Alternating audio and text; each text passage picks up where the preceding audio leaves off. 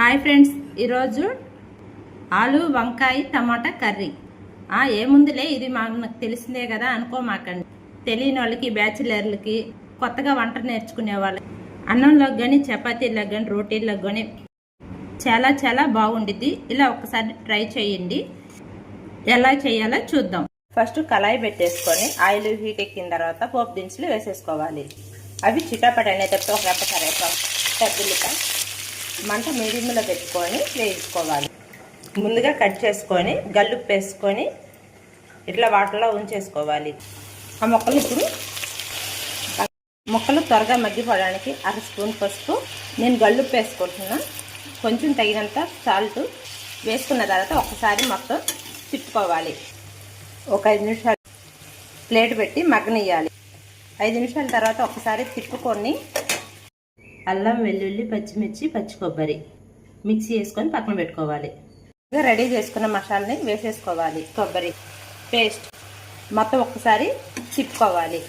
అందులో వంకాయలు బాగా శుభ్రంగా కట్ చేసుకొని ఉప్పు వేసుకొని పక్కన పెట్టుకోవాలి. ఇప్పుడు వంకాయ ముక్కలు కూడా వేసేసుకోవాలి.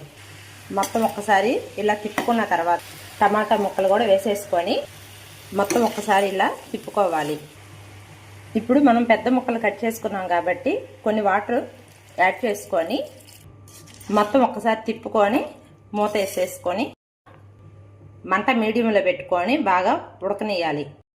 ఇలా ఉడికేటప్పుడే 2 స్పూన్లు కారం, ధనియాల పొడి, వేయించిన జీలకర్ర పొడి, గరం మసాలా వేసేసుకొని ఒకసారి ఇలా అన్నీ వేసుకున్న తర్వాత మొత్తం ఒకసారి ఇలా కలుపుకొని ప్లేట్ పెట్టి మగ్గించుకోవాలి.